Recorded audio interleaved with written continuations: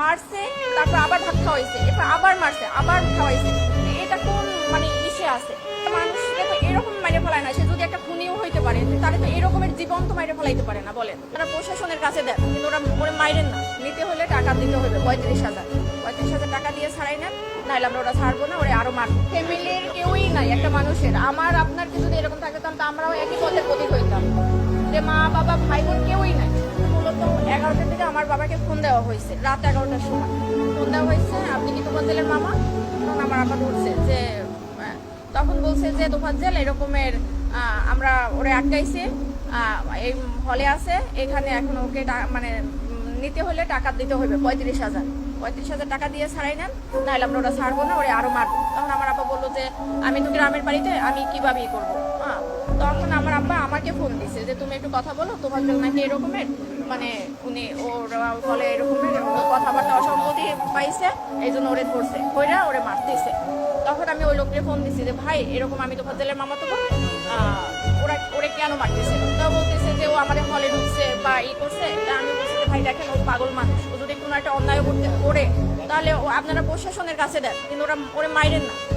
তখন বলে কি আপনি যে পাগল, কিন্তু ও তো ওর আচার আচরণের কথাবার্তা, একটা পাগলের মামার নাম্বার কেন মুখস্থ থাকবে? একটা পাগলের সে চাচাতো ভাইয়ের নাম্বার পর্যন্ত মুখস্থ থাকে, তাহলে সে কিভাবে পাগল হয়? আমি বলছি যে দেখেন ও অনেক মেধাবী ছিল, ওর মা বাবা ভাই বোন সবাই কেউই নাই বলতে গেলে। ও এই কারণে ওর ভাই লাস্ট গত বছর 15 রোজায় হলো লিভার ক্যান্সারে মারা গেছে। তো ওর ভাইয়া, ও আগেই মাথায় সমস্যা ছিল, ভাইয়া অনেক ডক্টর দেখাইছে, মানে আমার ফুপু মারা যাওয়ার পর থেকে ওর এই সমস্যাটা হয়েছিল। কিন্তু কারোর কোনো ওই যে আপনি খাবার খাচ্ছেন, আপনার থেকে টান দিয়ে নিয়ে খাইলো, মানে ওর ক্ষুধার জ্বালার কারো থেকে টাকা নিল চাইয়া, যে এইরকম। ওর বাবা মারা গেছে রোড অ্যাক্সিডেন্টে 8 বছর আগে। 5 বছর আগে ওর মা মারা গেছে লিভার ক্যান্সারে। তারপর ছিল ওরা 2 ভাই। ওর ভাই হলো নাজিরপুরের থানার এসআই নাসির হোসেন।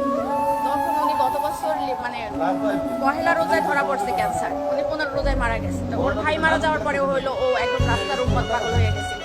তারপর আমরা অনেকবার ট্রাই করছি ওরে পাবনায় নেওয়া ডক্টর দেখানোর জন্য বা করার জন্য, কিন্তু ওরে মানে ইয়ং তো, ওরে ধৈরাও বাইদাও রাখার মতো ওরকমই না। একবার শিকল ভাইকেও ছুটে গেছে, যেদিনকে আমরা সকালে পাবনায় নিয়ে যাবো।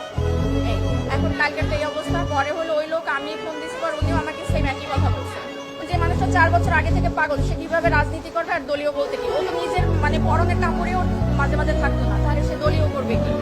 মানুষকে তো এরকম মাইরে ফেলায় না, সে যদি একটা খুনিও হইতে পারে তাহলে তো এরকমের জীবন তো মাইরে ফেলাইতে পারে না বলেন। এটা কোন আইনে আছে আর কোথায় আছে?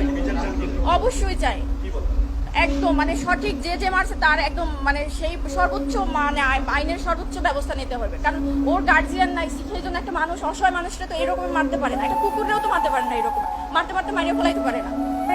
মারছে, তারপর আবার ভাত খাওয়াইছে, এরপর আবার মারছে, আবার খাওয়াইছে। তো এটা কোন মানে ইসে আছে?